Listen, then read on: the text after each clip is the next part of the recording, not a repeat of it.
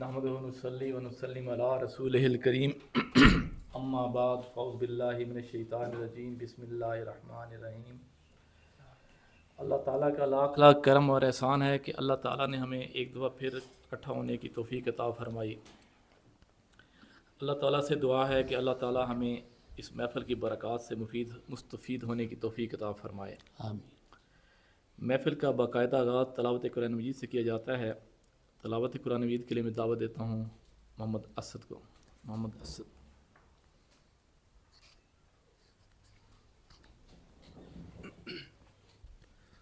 اعوذ باللہ من الشیطان الرجیم، بسم اللہ الرحمن الرحیم۔ قل هو اللہ احد اللہ الصمد لم یلد ولم یولد ولم یکن له کفوا احد، صدق اللہ العلی العظیم۔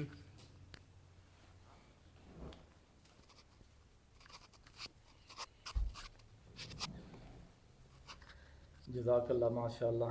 اللہ تعالیٰ محمد سعد کا تلاوت قرآن یاسین مدنی بھائی سے درخواست کرتا ہوں کہ گلہ عقیدت پیش کریں۔ یاسین مدنی بھائی۔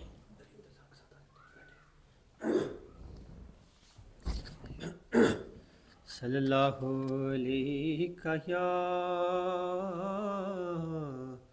رسول اللہ وسلم علیک یا حبیب اللہ۔ جس کی دربار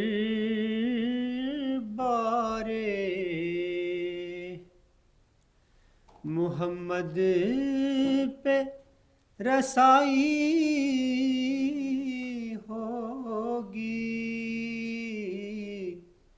اس کی قسمت پہ فدا ساری خدائی ہوگی۔ جس کی دربار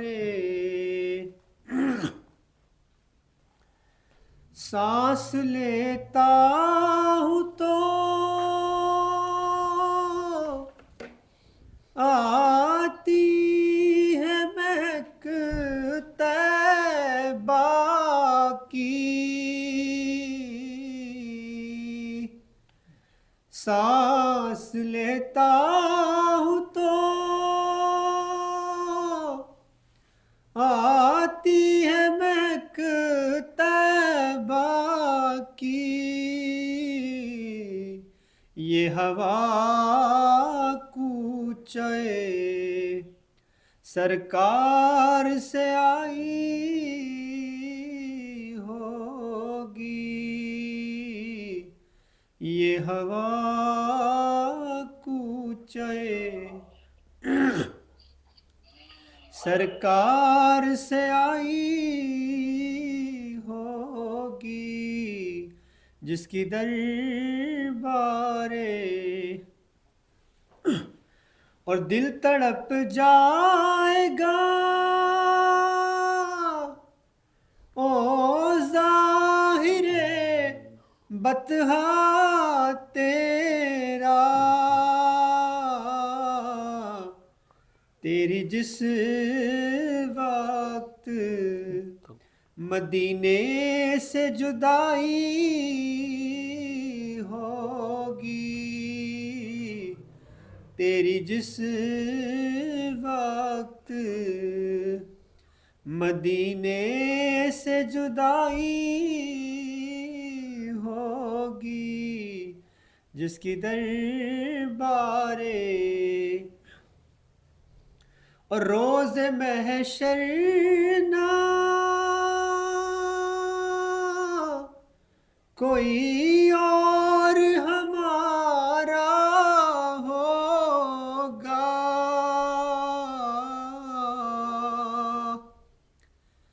روز محشر نہ کوئی اور ہمارا ہوگا، سب کے ہونٹوں پہ محمد کی دہائی ہوگی، سب کے ہونٹوں پر محمد کی دہائی ہوگی، جس کی دربار محمد پہ رسائی ہوگی، اس کی قسمت پہ فدا ساری خدائی ہوگی، جس کی دربار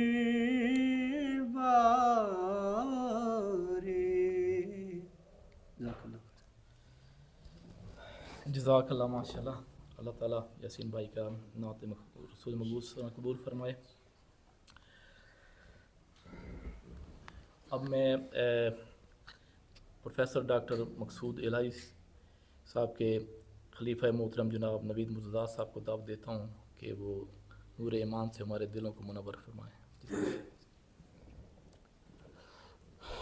الحمدللہ رب العالمین نحمدہ ونصلی علی رسولہ الکریم اما بعد فاعوذ باللہ من الشیطان الرجیم بسم اللہ الرحمن الرحیم. قال اللہ تعالی فی القرآن المجید فرقان الحمید یا ایہا الذین آمنوا اتقوا اللہ ولتنظر نفس ما قدمت لغد واتقوا اللہ ان اللہ خبیر بما تعملون. صدق تسلیما. اللہم صلی علی سیدنا و مولانا محمد وعلی آل سیدنا و مولانا محمد وبارک وسلم صلی علیہ. عاجز گناہ گار بندے نے اللہ کے پاک کلام میں سے ایک آیہ کریمہ پڑھنے کا شرف حاصل کیا ہے. اللہ رب العزت سے دعا ہے کہ عاجز کو اس کا صحیح مفہوم بیان کرنے، آپ سب کو سمجھنے، سننے، سمجھنے، ہم سب کو سمجھ کر اس پر عمل کی توفیق عطا فرمائے. یہ جو آیہ کریمہ پڑھنے کا شرف حاصل کیا، یہ سورہ حشر کی آیت کریمہ ہے. اللہ تعالیٰ نے ایمان والوں کو خطاب فرمایا، یا ایھا الذین آمنوا اتقوا اللہ، اے ایمان والو اللہ تعالیٰ سے ڈرو. وَلْتَنْظُرْ نَفْسٌ مَا قَدَّمَتْ لِغَدٍ، اور ہر شخص کو یہ دیکھنا چاہیے کہ اس نے کل کے لیے یعنی روز آخرت کے لیے، اگلی زندگی کے لیے کیا سامان بھیجا. وَاتَّقُوا اللَّهَ، دوسری مرتبہ اللہ تعالیٰ نے ارشاد فرمایا اللہ تعالیٰ سے ڈرو. ان اللہ خبیر بما تعملون، اور تم جو کرتے ہو بے شک اللہ تعالیٰ ان کی خبر رکھتا ہے، اللہ جاننے والا ہے. جو ہمارے اعمال ہیں ان پر اللہ تعالیٰ خبر رکھنے والا ہے. اس آیت کریمہ میں اللہ تبارک و تعالیٰ نے بندے کی خود احتسابی کے بارے میں ارشاد فرمایا کہ بجائے اس کے ہمارا تو عموماً مزاج یہ ہے کہ ہم اپنا احتساب نہیں کرتے بلکہ دوسروں کا احتساب کرتے پھرتے ہیں. دوسروں کے اوپر آیات قرآنی پڑھ کر سناتے ہیں، دوسروں کے اوپر احکام شریعہ نافذ کرنے کی کوشش کرتے ہیں اور اپنے گریبان کی طرف نہیں جھانکتے، اس میں جھانک کر دیکھنے کی کوشش نہیں کرتے.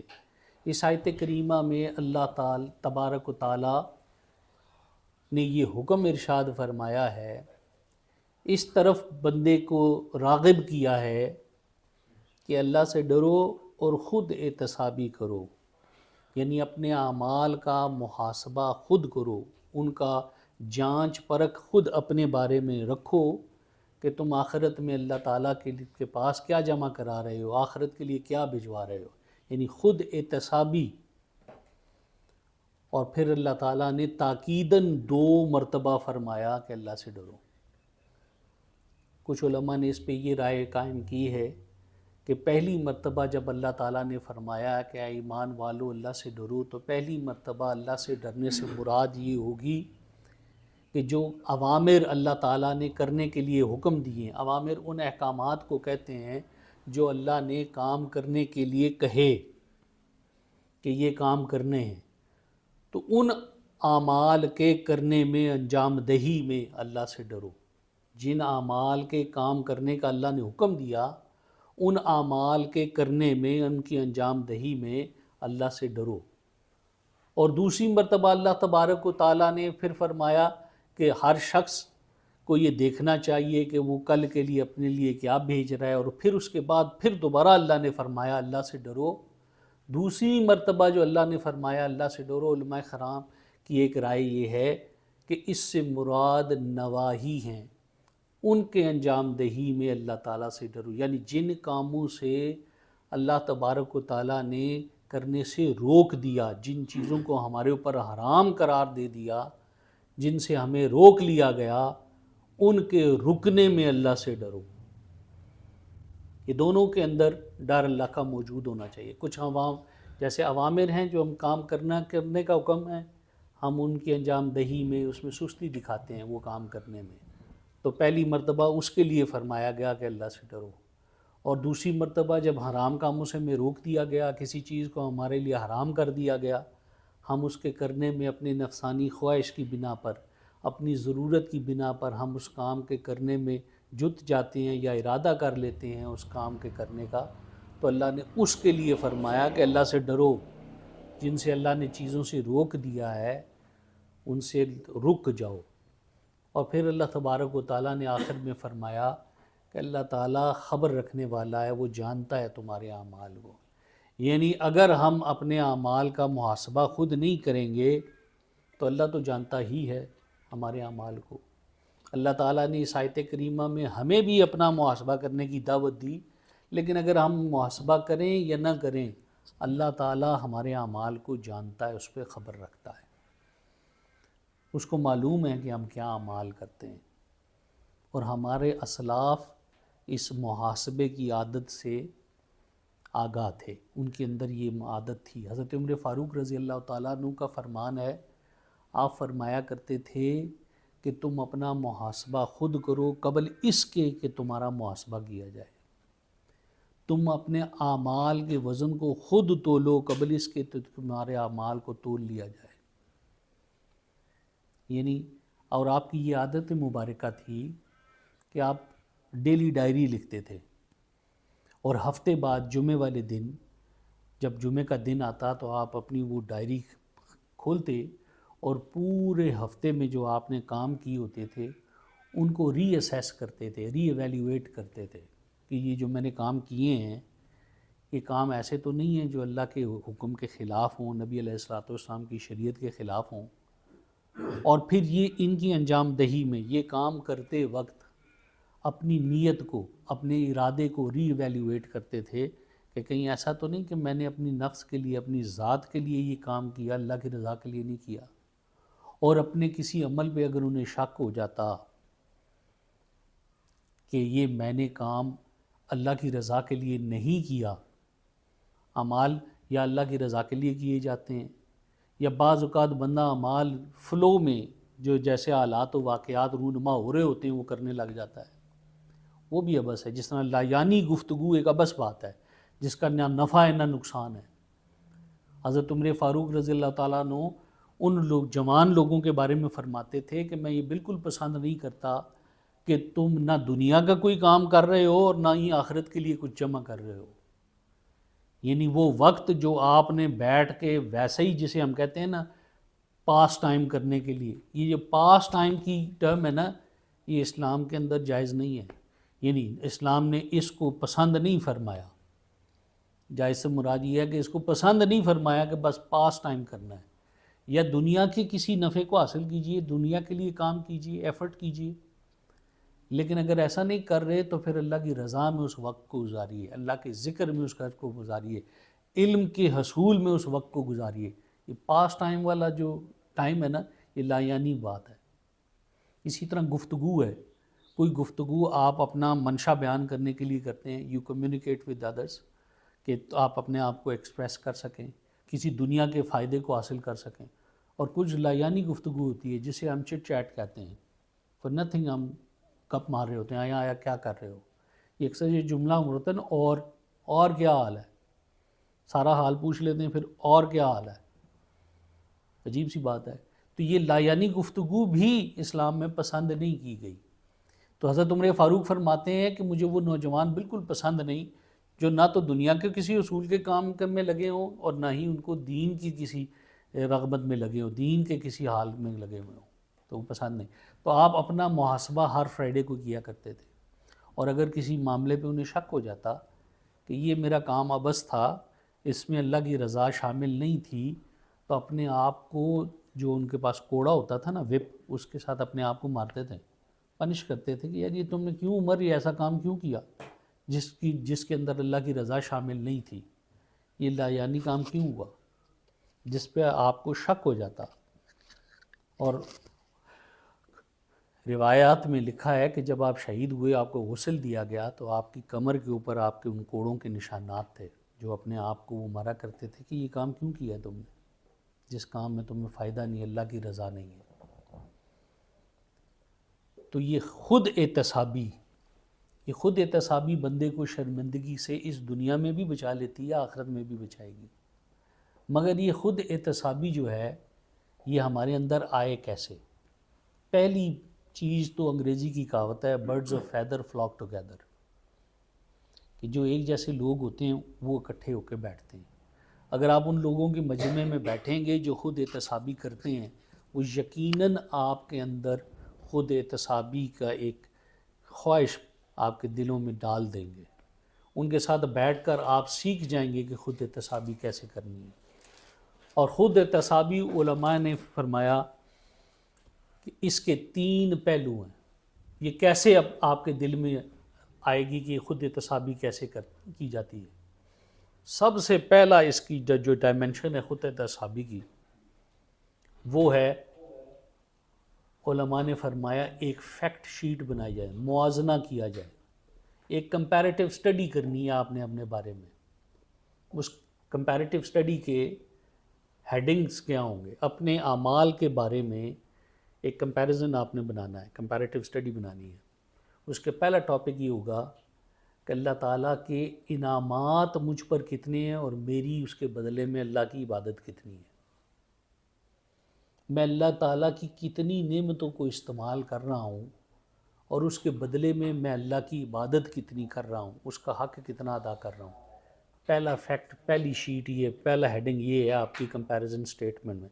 کمپیریٹیو سٹڈی جو آپ نے بنانی ہے نا اپنے اعمال کی، اس کا پہلا ٹاپک آپ یہ بنائیں گے کہ میں عنایات، اللہ کی عنایات، اللہ کی نعمتوں کے مقابلے میں عبادت میری کتنی ہے۔ اللہ تعالیٰ نے مجھے گھر دیا، مجھے ریلیٹیوز دیے، ماں باپ دیے، بہن بھائی دیے، بچے دیے، مجھے ایک فیملی دی اللہ نے، یہ اللہ کی ایک نعمت ہے۔ اللہ تعالیٰ نے مجھے صحت عطا فرمائی، یہ اللہ کی ایک نعمت ہے۔ اللہ تعالیٰ نے مجھے عقل عطا فرمائی، یہ اللہ تعالیٰ کی ایک نعمت ہے۔ یہ جو آپ کی عقل ہے یہ اللہ کی نعمت ہے، اللہ کی مخلوق ہے یہ بھی۔ تو یہ اللہ کی اس نعمت کے بدلے میں نے عبادت اللہ کی کتنی کی، یہ پہلا ٹاپک ہے آپ کی کمپیریٹیو سٹڈی کا۔ حدیث مبارکہ میں آتا ہے، اللہ کے محبوب آقا مدنی سرکار صلی اللہ علیہ وسلم نے فرمایا، ایک مرتبہ آپ تشریف لائے تو آپ نے صحابہ کرام کو فرمایا، اس کا مفہوم ہے کہ ابھی میرے پاس سے میرے دوست جبرائیل گئے ہیں اور انہوں نے مجھے ایک شخص کا واقعہ سنایا، وہ پچھلی قوموں میں سے تھا اور اس نے 500 سال اللہ کی عبادت کی۔ 500 سال وہ سمندر کے درمیان ایک پہاڑ تھا، چوٹی تھی، اس پتھر کے اوپر بیٹھ کر اس نے اللہ کی عبادت کی۔ سارے سمندر کا پانی کھارا ہے، نمکین پانی ہے۔ اللہ نے اس پتھر کے اوپر جس کر بیٹھ کر وہ عبادت کرتا تھا، وہاں ایک میٹھے پانی کا چشمہ جاری فرمایا تھا جس کا وہ پانی پیتا تھا، اور وہاں پر ایک انار کا درخت اللہ تعالیٰ نے پیدا فرمایا تھا جس پر روزانہ ایک انار نکلتا تھا اور وہ اسی دن وہ پک جاتا تھا، اور وہ انار وہ کھا کر اپنی غذائیت پوری کرتا تھا اور ہر وقت اللہ کی عبادت میں لگا رہتا تھا۔ 500 سال اس نے اس طرح عبادت میں گزارے، اور جب وہ سجدہ کرتا، حضور فرماتے ہیں اس کا مفہوم ہے کہ اسے سجدے میں اتنی لذت آتی کہ وہ خواہش کرتا کہ میں سجدے سے ساری نہ اٹھاؤں۔ جب اس کے مرنے کا وقت آیا تو اس سے قبل اس نے اللہ سے دعا کی، اے باری تعالیٰ، میں ساری عمر اتنے عرصے میں نے 500 سال تیری عبادت کی، تجھے سجدہ کرنے میں نے لذت محسوس کی، میری یہ دعا قبول فرما۔ میری یہ خواہش ہے کہ جب میں مروں تو سجدے کی حالت میں ہی میری روح کو قبض کیا جائے، تاکہ تیرا فرمان ہے کہ جو جس حال میں مرتا ہے اسی حال میں وہ اٹھایا جائے گا، تو جو لوگ پتہ نہیں کس حال میں اٹھیں گے، میں سجدے کی حالت سے ہی دوبارہ اٹھایا جاؤں۔ اور دوسری اس نے دعا یہ کی ہے، باری تعالیٰ کہ میرے جسم کو نہ کیڑے کھائیں، نہ وقت کا اثر اس پر ظاہر ہو، میرا جسم نہ پھٹے، اسی طرح سلامت رہے، اور میں اسی طرح سجدے میں گرا رہوں جب تک کہ قیامت قائم نہیں ہو جاتی۔ اللہ تبارک و تعالیٰ نے اس کی دونوں دعاؤں کو قبول فرما لیا۔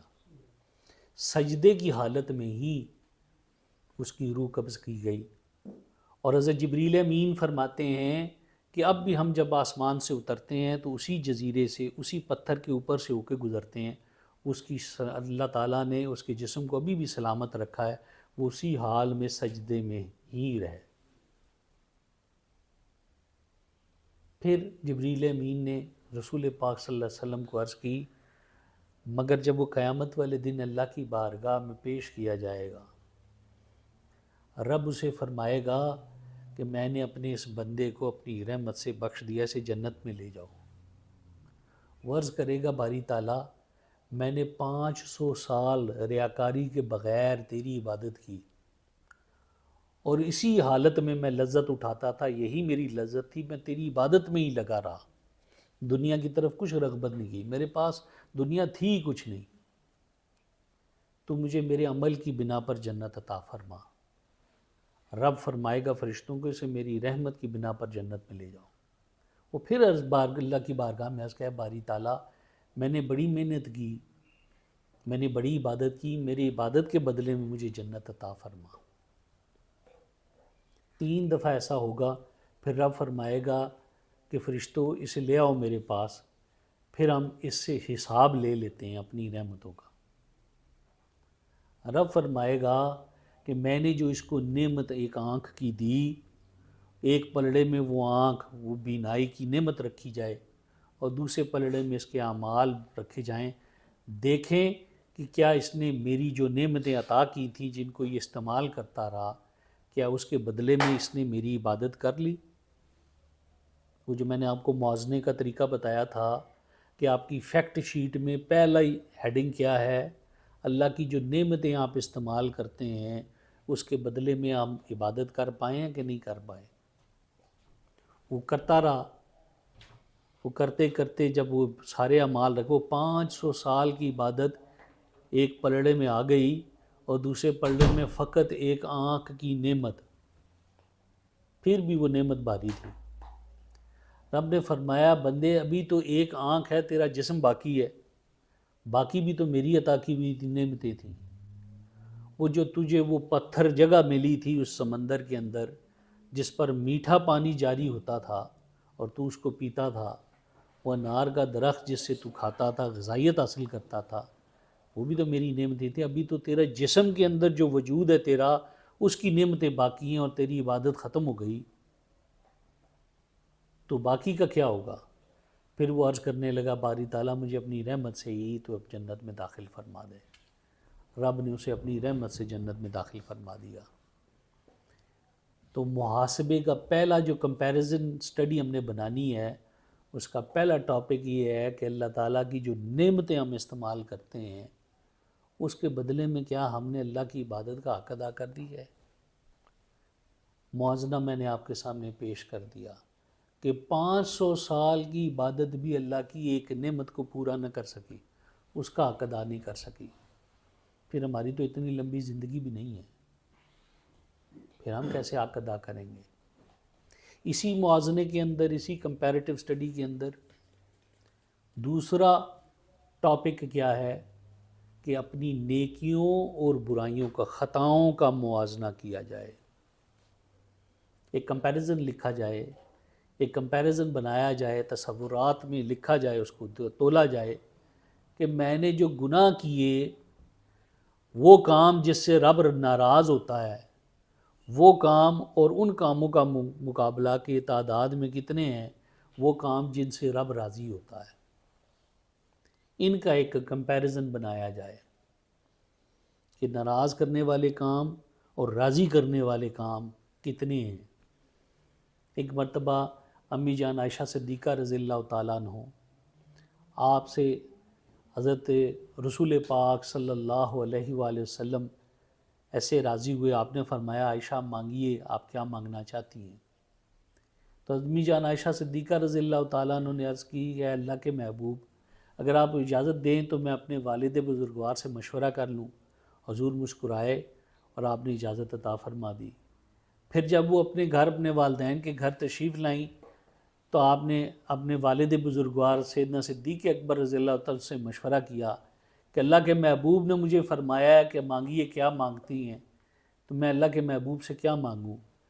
تو سیدنا ابوبکر صدیق رضی اللہ تعالیٰ نے مشورہ دیا کہ آپ اللہ کے محبوب جب معراج شریف پر تشریف لے گئے، وہاں اللہ اور اللہ کے محبوب کے درمیان کچھ راز و نیاز کی باتیں ہوئیں، اللہ کے محبوب سے عرض کیجئے کہ ان باتوں میں سے، اس راز و نیاز میں سے کوئی ایک بات ہمیں بھی عطا فرما دیں، ہمیں بھی بتا دیں۔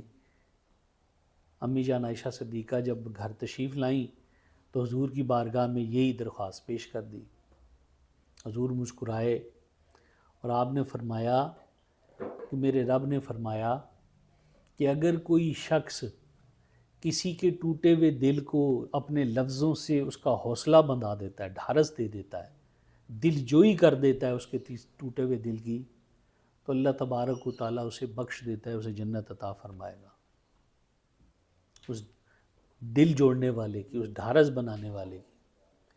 تو جب یہ بات سیدنا صدیق اکبر رضی اللہ تعالیٰ عنہ کو بیان کی گئی تو سیدنا صدیق اکبر رونے لگ گئے۔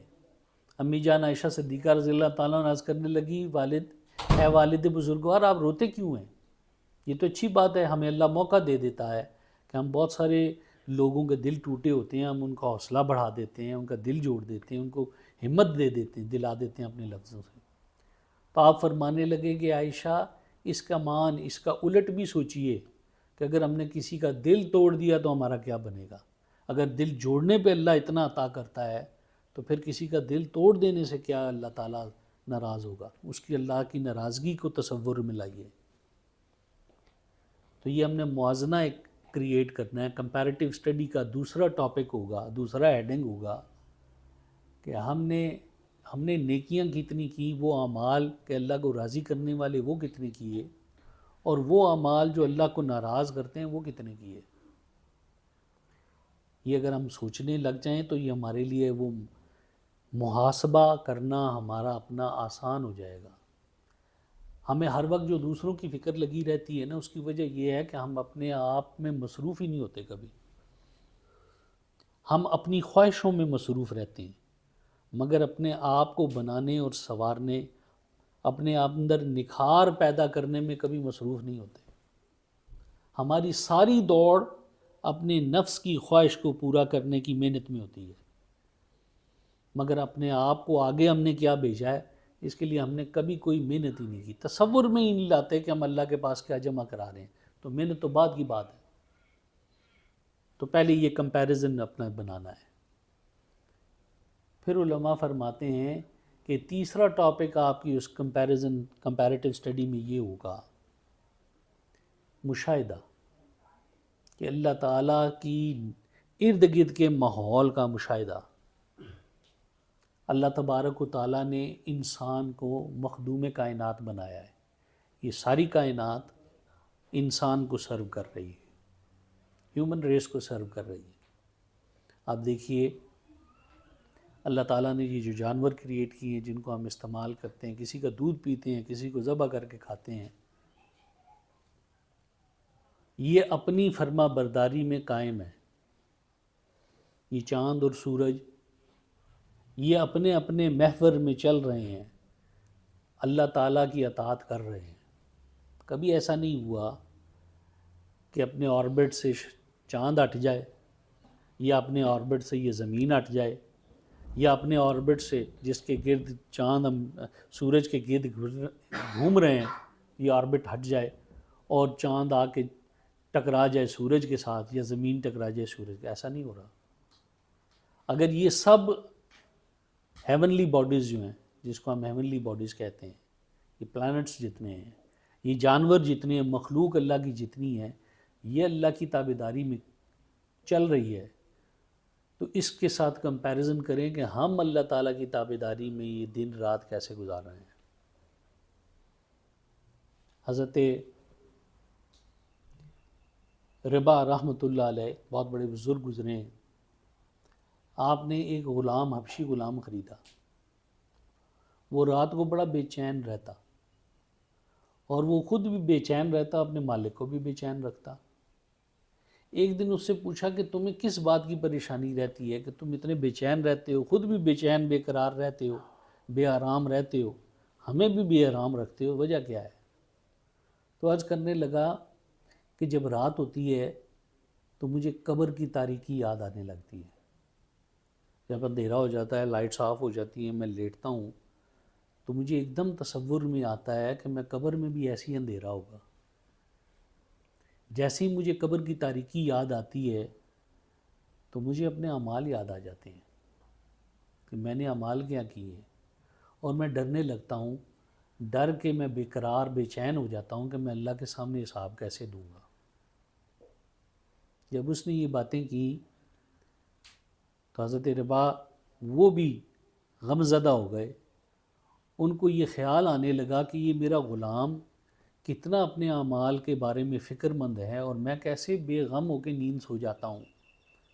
آپ رونے لگے اور روتے ہوئے اس غلام کو آزاد کر دیا، یہ کہتے ہوئے کہ تمہارے جیسا عالی مرتبت انسان مجھ جیسے بندے کا غلام نہیں ہو سکتا جو غافل ہو کے سو جاتا ہے۔ تم آج سے آزاد ہو۔ کیونکہ وہ بیدار تھا، وہ غافل نہیں تھا، وہ اپنے اعمال کے بارے میں پریشان تھا کہ اللہ کی بارگاہ میں حاضر ہونے کے لیے میرے پاس کیا جمع کیا ہے۔ تو اس کے اس شعور کو دیکھتے ہوئے آپ نے فرمایا مجھ جیسا غافل انسان تمہارے جیسے باشعور آدمی کا آقا نہیں ہو سکتا، میں نے تمہیں آزاد کیا، تم آزاد ہو۔ تو اصل میں انسان کی کیفیت یہ ہے کہ باشعور وہ ہے جو اس دنیا میں رہتے ہوئے اپنے اعمال کا محاسبہ کرتا رہے۔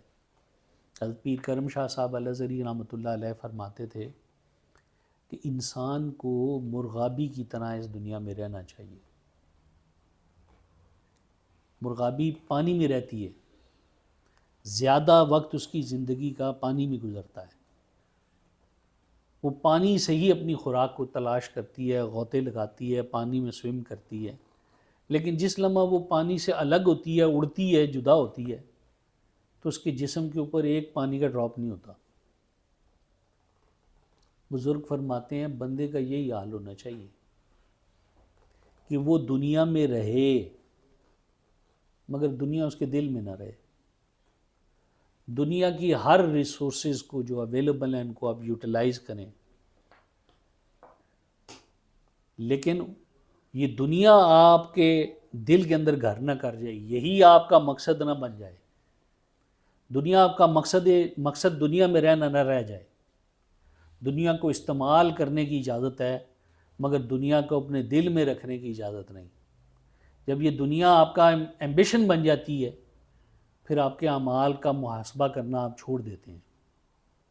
دنیا کو ایمبیشن نہیں بنانا، ایمبیشن اپنی آخرت کی زندگی کو بنانا ہے، اور اس دنیا کے کو آخرت کی کھیتی سمجھنا ہے، یعنی اسی میں سے آپ نے اپنی آخرت کو کمانا ہے، اس میں رہتے ہوئے اپنی آخرت کو سنوارنا ہے۔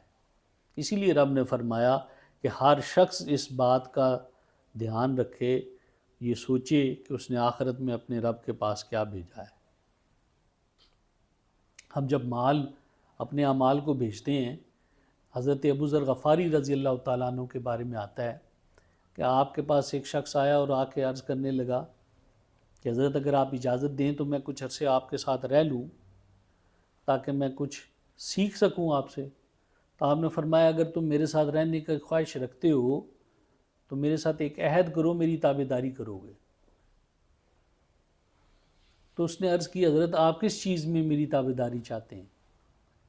تو آپ نے فرمایا کہ جب میں اپنے مال میں سے کوئی چیز منگاؤں تو بہترین چیز تم میرے پاس لے کر آؤ گے، میرے مال میں سے بہترین چیز میرے پاس لے کر آؤ گے، اس چیز کا مجھ سے وعدہ کرو. اس نے وعدہ کر لیا.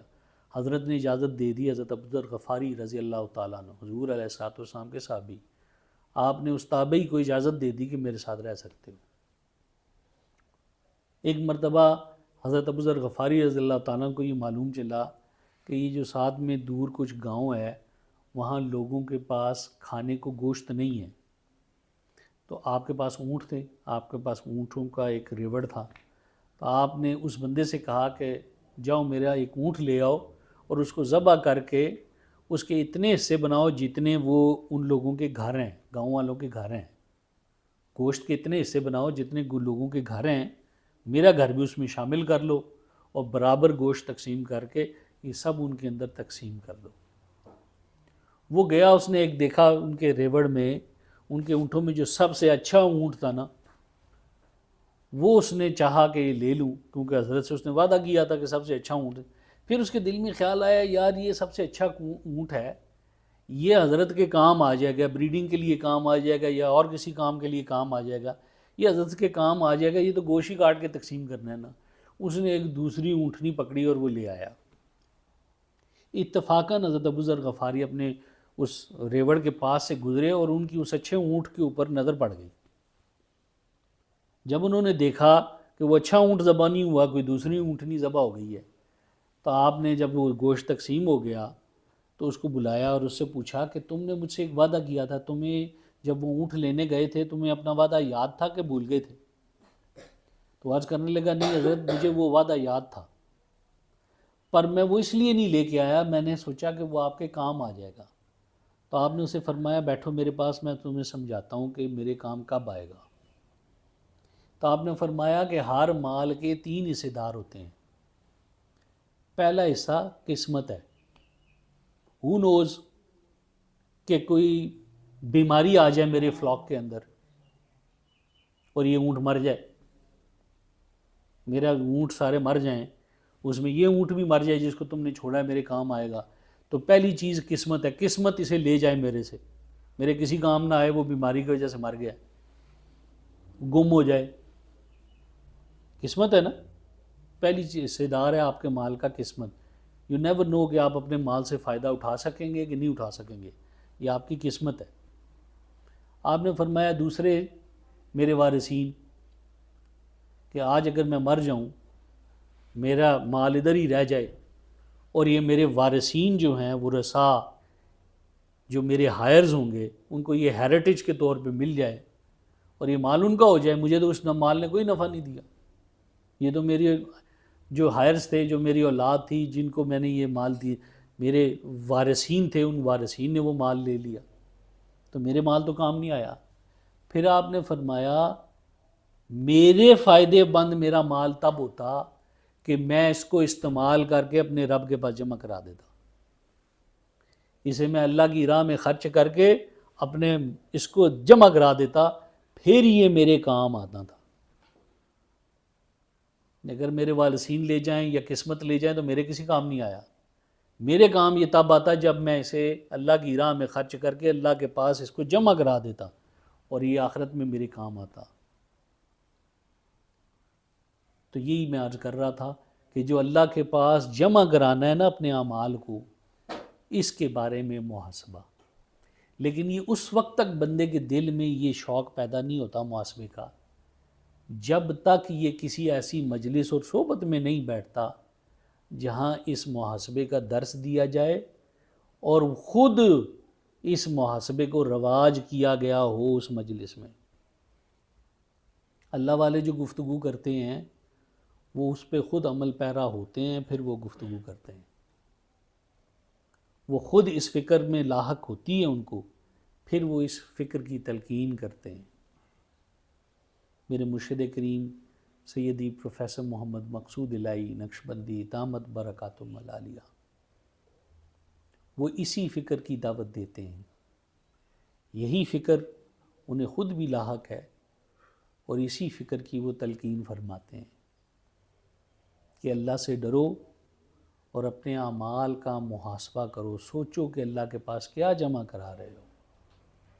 یہی فکر انہیں خود بھی لاحق ہے، اور اسی کی وہ دعوت لوگوں کو دیتے ہیں۔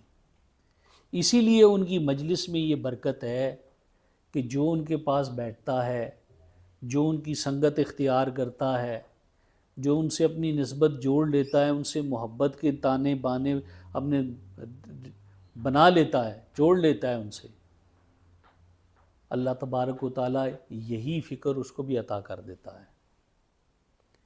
یہ میرے مرشد کریم کی برکت ہے کہ ان کی مجلس، ان کی نسبت کی برکت سے اللہ تعالیٰ یہ فکر اس بندے کو بھی عطا کر دیتا ہے کہ وہ سوچنے لگ جاتا ہے کہ میں نے آج اللہ کے لیے کیا کیا،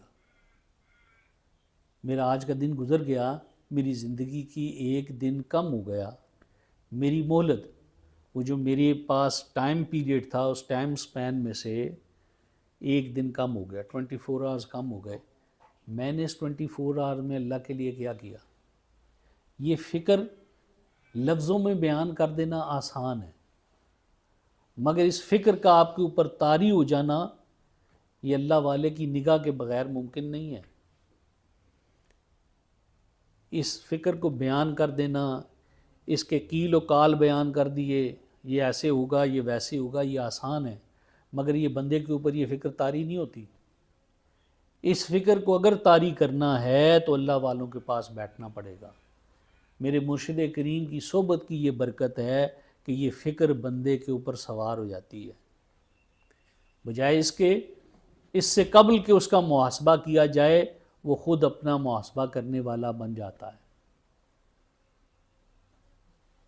بزرگ فرماتے ہیں کہ اللہ تعالیٰ کی رحمت کو بندہ اپنے آنکھ کے آنسوؤں سے حاصل کر سکتا ہے، وہ ندامت کے آنسو، زبان اللہ کے ذکر میں مشغول کر لے تو حاصل کر سکتا ہے، دل پر اللہ کا خوف طاری ہو جائے تو اللہ کی رحمت میسر آ جاتی ہے۔ یہ دل پر اللہ تعالیٰ کا خوف اللہ کے ذکر کے بغیر ممکن نہیں ہے۔ میرے مرشد کریم دل کے ذکر کی اجازت عطا فرماتے ہیں، وہ دل کی طرف متوجہ ہوتے ہیں کہ یہ دل سنور جائیں تو یہ فکر آخرت بھی بندے کے دل میں پیدا ہو جاتی ہے۔ یہ دل سنورے گا، یہ دل پاک ہوگا تو اس کے اندر فکر آخرت جگہ لے گی۔ دل کے ذکر کی اجازت میرے مرشد کریم عطا فرماتے ہیں۔ حضرت والا نے مجھ ناچیز کو یہ اجازت دی کہ حضرت صاحب کی طرف سے لوگوں تک یہ دل کے ذکر کی اجازت پہنچا دوں۔ تمام حاضرین و سامعین کو دل کے ذکر کی اجازت، یہ میرے مرشد کریم کا تحفہ آپ سب تک پہنچ گیا۔ اب یہ کرنا کیسے ہے یہ سمجھ لیجئے۔ ہر مرد ہو یا عورت، بچہ ہو یا بوڑھا، اس کا دل پسلیوں میں، سینے میں، بائیں طرف الٹی طرف، پستان سے 2 انگلی نیچے دل کا مقام ہے۔ یہاں تصور رکھنا ہے، دل دھڑک رہا ہے، دھڑکن کی آواز ہے اللہ اللہ اللہ۔ ہر وقت کھاتے پیتے پڑھتے پڑھاتے توجہ دل کی طرف رہے، دل کی دھڑکن ہے، دل کہتا ہے اللہ اللہ اللہ۔ یہ تصور اتنی جلدی نہیں پکتا بندے کا، چونکہ ہم دنیا میں محو ہو جاتے ہیں۔ اس تصور کو جلدی حاصل کرنے کے لیے نبی علیہ الصلوۃ والسلام کی ایک سنت ادا کرنی ہے جس کا نام ہے مراقبہ۔ غار ہیرا میں اللہ کے محبوب اللہ کا ذکر فکر سے کیا کرتے تھے، اسی کو مراقبہ کہا جاتا ہے۔ گردن جھکا کے بیٹھنے کو راقبہ کہا جاتا ہے۔ تو یہ کیا کرنا ہے؟ یہ اللہ کا ذکر فکر کے ساتھ کرنا ہے۔ مراقبے کا کیا طریقہ ہے؟ سب سے پہلے اپنے گناہوں کی توبہ۔ صرف نبیوں کا خمیر پاک ہے، باقی کوئی شخص اپنی پاکی کا دعویٰ نہیں کر سکتا۔ اللہ کے ولی اللہ کے ذکر میں مشغول رہتے ہیں، اللہ کی پناہ ان کو حاصل رہتی ہے۔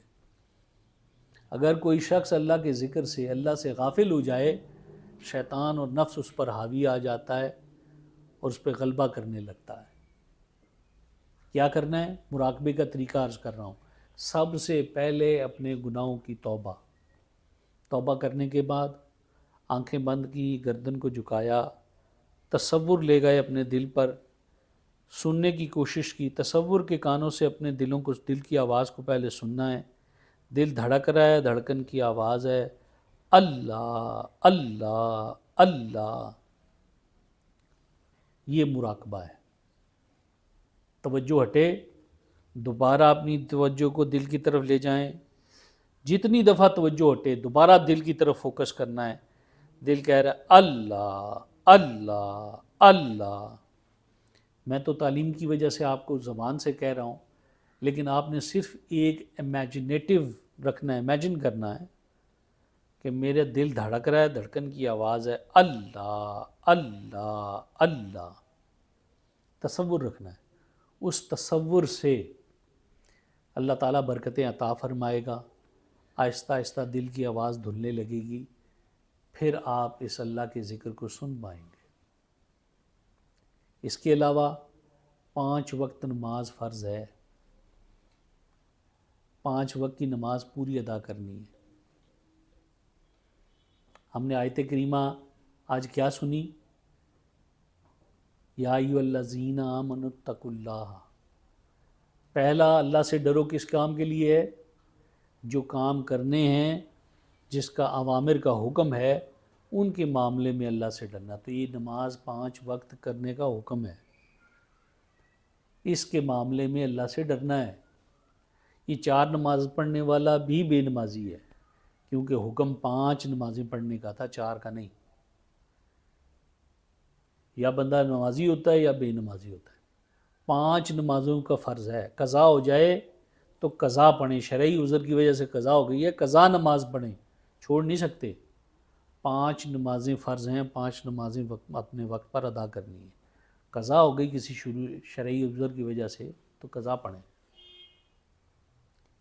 نماز پڑھیں تو کوشش کریں یہ پگڑی سر پر باندھ لیں۔ یہ کسی مولوی کی ٹریڈ مارک نہیں ہے، یہ کسی جماعت کا ٹریڈ مارک نہیں ہے، یہ اللہ کے محبوب آقا مدنی سرکار صلی اللہ علیہ وسلم کی سنت مبارکہ ہے۔ حضور کی سنت کو ادا کریں گے، حدیث شریف میں آتا ہے، اس کا مفہوم ہے کہ جب تک میری قوم امت دستار باندھتی رہے گی، عزت والی رہے گی۔ یہ فرشتوں کا لباس ہے، حضور نے ایک حدیث مبارکہ میں فرمایا، اس کا مفہوم ہے۔ وضو کریں تو وضو میں مسواک استعمال کر لیں۔ بزرگ فرماتے ہیں کہ جو 5 وقت وضو میں مسواک استعمال کرتا ہے، فرشتے اسے خود کلمہ شہادت پڑھاتے ہیں، پھر روح قبض کرتے ہیں۔ اور آپ یاد رکھیے کہ اللہ تبارک و تعالیٰ نے جو آیت کریمہ میں فرمایا تھا نا کہ اللہ تعالیٰ ہر تمہارے اعمال سے باخبر ہے، تو اللہ تعالیٰ کے مخبر بہت سارے ہیں۔ اللہ تعالیٰ کے مخبر بہت سارے ہیں۔ اگر ہم نے اللہ تعالیٰ کے حکموں کی پابندی نہ کی تو اللہ تعالیٰ خوب جاننے والا ہے۔ رب کی ذات تو وہ ہے جس کو نہ نیند آتی ہے نہ اونگ آتی ہے، وہ تو ہم پر گواہ ہے ہی ہے، مگر اللہ تبارک و تعالیٰ نے ہمارے اعمال کی ریکارڈنگ کا سسٹم بھی بڑا اسٹرانگ رکھا ہوا ہے۔ قرآن پاک میں اللہ تعالیٰ نے فرمایا، حدیث قرآن پاک میں ہے کہ اس وقت زمین بھی اپنی خبر بتا دے گی۔ زمین کیا خبریں بتائے گی؟ اللہ کے محبوب آقا مدنی سرکار صلی اللہ علیہ وسلم نے اس کی وضاحت میں ارشاد فرمایا، اس کا مفہوم ہے کہ کون بندہ عمل کیا کرتا تھا، یہ زمین بھی بتائے گی۔ ہم کہیں اکیلے ہوتے ہیں، سمجھتے ہیں کوئی اور دیکھنے والا نہیں، اللہ تو دیکھ رہا ہے، لیکن زمین بھی آپ کے اعمال کو ریکارڈ کر رہی ہے۔ پھر اللہ تبارک و تعالیٰ نے قرآن پاک میں ارشاد فرمایا کہ تمہارے ساتھ وہ فرشتے ہیں جو تم لفظ بولتے ہو وہ لکھ لیتے ہیں، کوئی ایسا لفظ نہیں جو وہ نہ لکھیں، تمہارے اعمال لکھنے والے فرشتے ہیں۔ پھر اللہ تبارک و تعالیٰ نے ہمارے جسم کو ہمارا گواہ فرما دیا۔ حدیث مبارکہ میں آتا ہے نبی علیہ الصلوۃ والسلام ایک مرتبہ تشریف فرما تھے تو آپ مسکرائے، تو صحابہ کرام نے عرض کی یا رسول اللہ صلی اللہ علیہ وسلم آپ نے تبسم فرمایا، اس کی کیا وجہ؟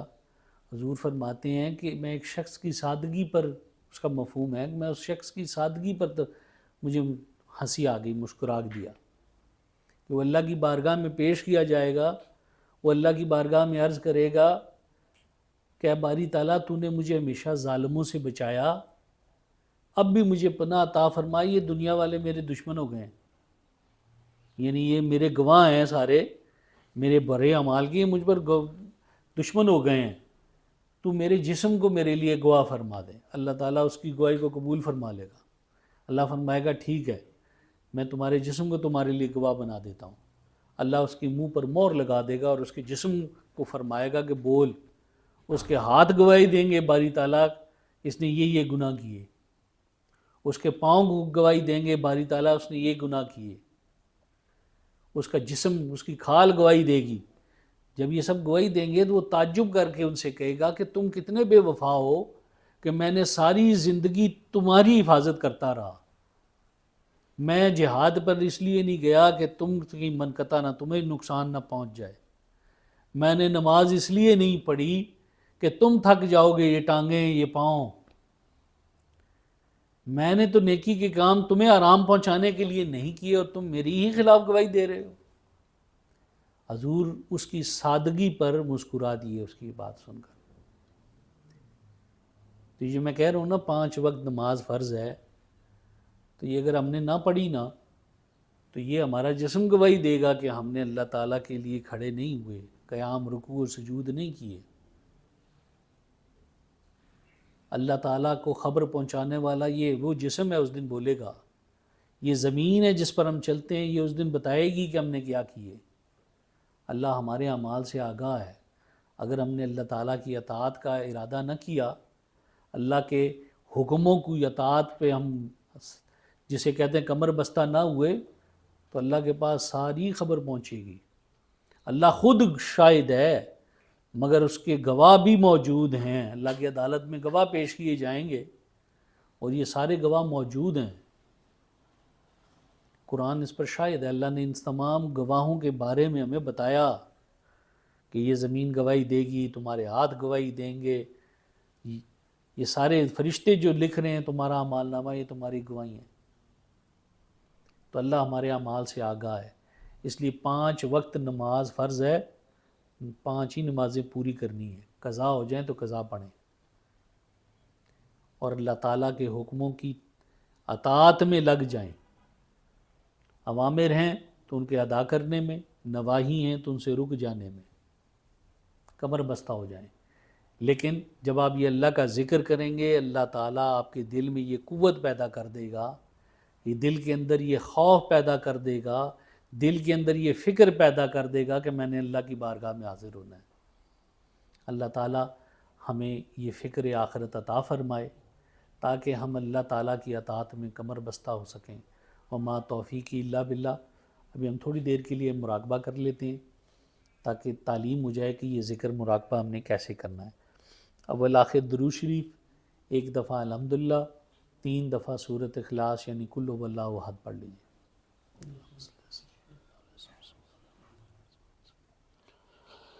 الحمدللہ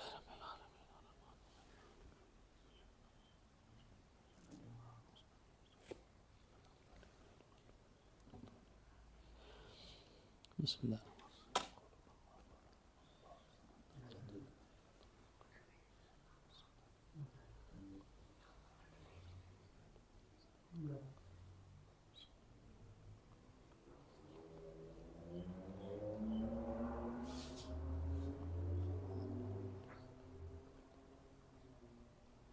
اللہم صلی اللہ علیہ وسلم۔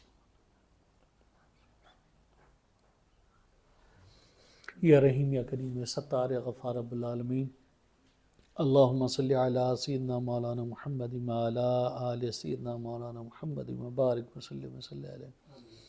رب کریم یہ جو ختم شریف پڑھا ہے اپنی بارگاہ میں قبول و منظور فرما دے، اس میں غلطی کوتاہی اور رب کریم سے درگزر فرما دے، معاف فرما دے۔ اس کا جو ثواب رسول پاک صلی اللہ علیہ وآلہ وسلم کو ہدیۃً تحفۃً اصال ثواب کرتے ہیں، قبول و منظور فرما لے۔ حضور علیہ الصلوۃ والسلام کے وسیلہ اور برکت سے رب کریم اس کا جو ثواب خواجگان نقشبندیہ مقصودیہ کی ارواح مبارکہ کے لیے پیش کرتے ہیں، قبول و منظور فرما۔ یا اللہ ان انفاس قدسیہ کی برکت سے ہمارے سینوں کو نور معرفت سے منور فرما، ہمیں ذکر کثیر کی توفیق عطا فرما۔ صلی اللہ تعالیٰ علی خیر خلقہ محمد وآلہ وصحبہ اجمعین برحمتک یا ارحم۔ تمام حضرات مراقبہ کیجئے، آنکھیں بند کر لیں، گردن کو جھکا لیں، توجہ کو تصور کو دل کی طرف لے جائیں۔ دل کا مقام سینے میں، پسلیوں میں، بائیں طرف، الٹی طرف، پستان سے 2 انگلی نیچے تھوڑا پہلو کی طرف ہے۔ یہاں تصور رکھیے کہ دل دھڑک رہا ہے، دھڑکن کی آواز ہے اللہ اللہ اللہ۔ اگر آپ کی زبان ہلے تو اسے تعلق کے ساتھ لگا لیں، صرف تصور رکھنا ہے کہ دل کی دھڑکن کہتی ہے اللہ اللہ اللہ۔ جو اشعار پڑھے جائیں گے یہ صرف نصیحت کے لیے ہیں۔ اگر آپ کی توجہ اشعار کی وجہ سے ہٹے تو دوبارہ اپنی توجہ کو دل کی طرف لوٹانا ہے اور تصور رکھنا ہے کہ دل کی دھڑکن کہتی ہے اللہ اللہ اللہ۔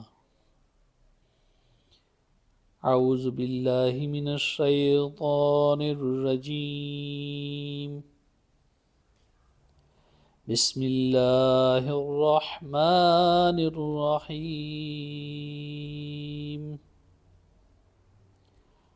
الا بذکر اللہ تطمئن القلوب، صدق اللہ العلی العظیم۔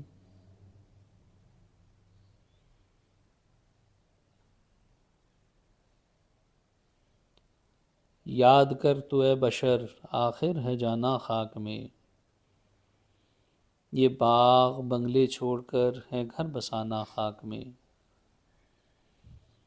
اوروں کو تو دیکھتا تھا جاتے ہوئے خاک میں، ایک دن تجھ کو بھی دیکھے گا زمانہ خاک میں۔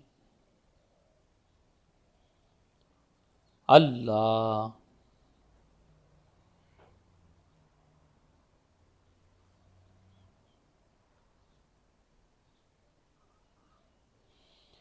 اللہ ہی اللہ بولو بندیا، اللہ ہی اللہ بول،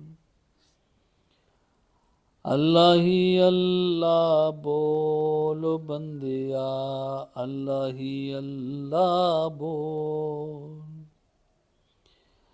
ذکر اللہ دا بڑا نرالا، ٹوٹ دلانو جوڑن والا، ذکر بڑا انمول بندیا، اللہ ہی اللہ بول، اللہ ہی اللہ بول بندیا، اللہ ہی اللہ بول۔ بڑے بڑے اتے پھیرا پا گئے، آخر قبراں وچ سما گئے۔ بڑے بڑے اتے پھیرا پا گئے، آخر قبراں وچ سما گئے۔ بستر کر گئے گول بندیا، اللہ ہی اللہ بول، اللہ ہی اللہ بول بندیا، اللہ ہی اللہ بول۔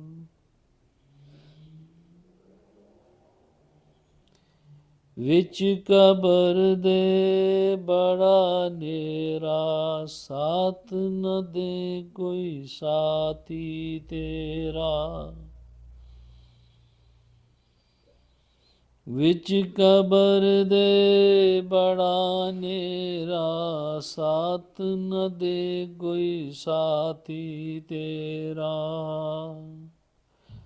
قبر دا ساتھی ٹولو بندیا اللہ ہی اللہ بول اللہ ہی اللہ بول بندیا اللہ ہی اللہ بول اللہ۔ اپنے تصور کو دل کی طرف رکھیں اور تصور میں رہے کہ دل کی دھڑکن کہتی ہے اللہ اللہ اللہ۔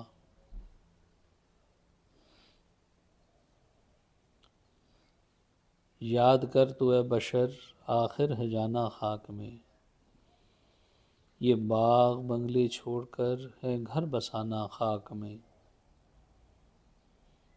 اوروں کو تو دیکھتا تھا جاتے ہوئے خاک میں، ایک دن تجھ کو بھی دیکھے گا زمانہ خاک میں۔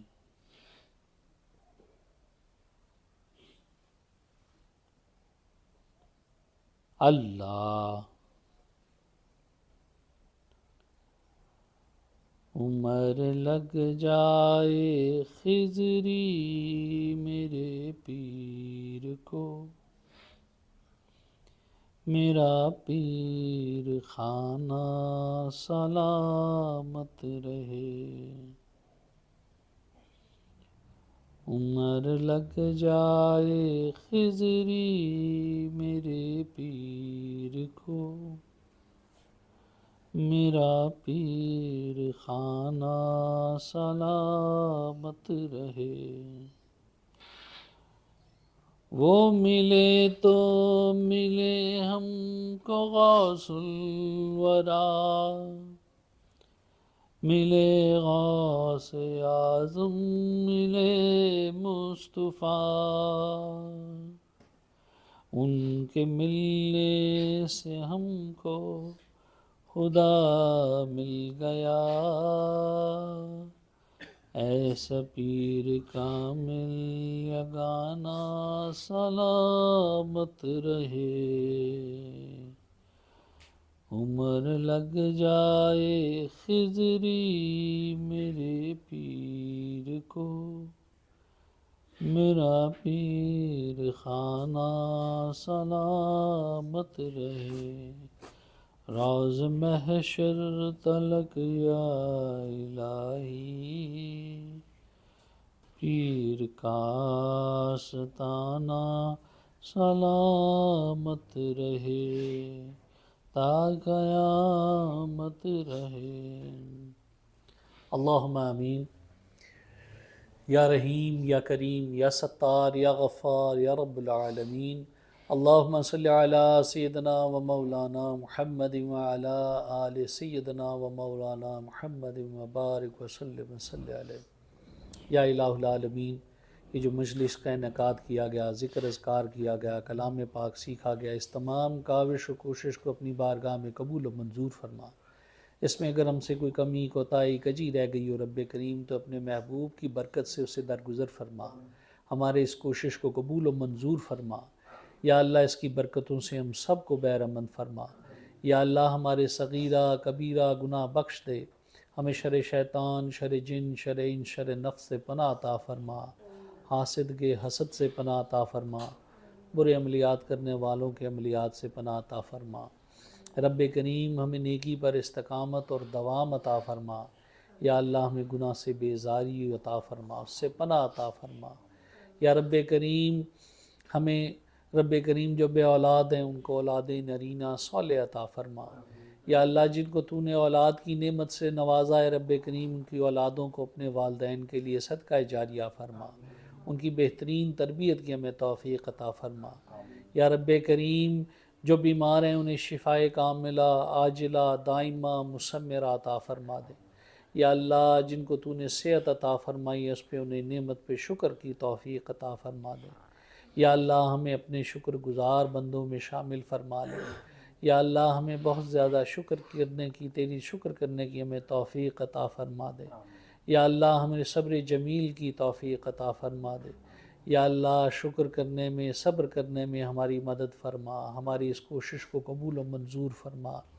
یا رب کریم ہمارے حالوں پر رحم فرما۔ یا اللہ ہمارے عزیز اقربا دوست احباب جو اس دار فانی سے کوچ کر چکے، رب کریم ان کی کامل مغفرت فرما دے۔ یا اللہ ہمارے لوائقین جو اس دار فانی، یا اللہ ہمارے عزیز و اقربا جو اس دار فانی سے کوچ کر گئے ان کی مغفرت فرما دے۔ یا رب کریم ہمارے والدین کے اوپر اپنی رحمت اور فضل کا نزول فرما، ان کے درجات کو بلند فرما۔ یا اللہ ان کو دارین میں عزت و توقیر عطا فرما۔ یا اللہ ہم میں سے جن کے والدین دار فانی سے کوچ کر گئے ہیں، رب کریم ان کی کامل مغفرت فرما دے، ان کی قبروں کو جنت کا باغیچہ فرما دے۔ یا اللہ ہمارے عزیز اقربا بہن بھائی ان کے اوپر اپنی رحمت اور فضل کا نزول فرما، راہ ہدایت ان کے لیے آسان فرما دے۔ یا اللہ ہم سب کو استقامت فی الدین عطا فرما دے۔ یا مقلب القلب ثبت قلبی علی دینک، یا مقلب القلوب ثبت قلبی علی دینک، یا مقلب القلوب ثبت قلبی علی دینک۔ یا رب کریم ہمیں دین متین پر استقامت عطا فرما۔ یا اللہ ہمارے پیران کبار کے اوپر اپنی رحمت اور فضل کا نزول فرما۔ یا اللہ ہمارے مرشد کریم کی کوششوں کو قبول و منظور فرما، ان کے اوپر اپنی رحمت اور فضل کی بارش فرما۔ یا اللہ ان کی مریدین، ان کی اولاد پاک، ان کے مریدین کے اوپر نگاہ کرم فرما، دارین میں کامیاب و کامران فرما۔ یا رب کریم حاضرین مجلس جو دلوں میں دعائیں لے کر آئے، رب کریم تو ان کی دعاؤں کو مستجاب فرما۔ یا اللہ رسول پاک صلی اللہ علیہ وسلم کی برکت سے ان کی دعاؤں کو قبول و منظور فرما۔ جو ہم طلب کرتے ہیں ہمارے مقدر میں نہیں، رب کریم تو اس کا بہترین نعم البدل عطا فرما۔ یا اللہ ہمیں ہمارے مقدر پہ تجھ سے راضی ہونے کی ہمیں توفیق عطا فرما۔ ان اللہ و ملائکتہ یصلون علی النبی یا ایھا الذین آمنوا صلوا علیہ وسلموا تسلیما۔ اللہم صلی علی سیدنا و مولانا محمد وعلی آل سیدنا و مولانا محمد وبارک وسلم وصلی علیہ وصلی اللہ تعالی علی خیر خلقہ محمد وآلہ وصحبہ اجمعین برحمتک یا ارحم الراحمین۔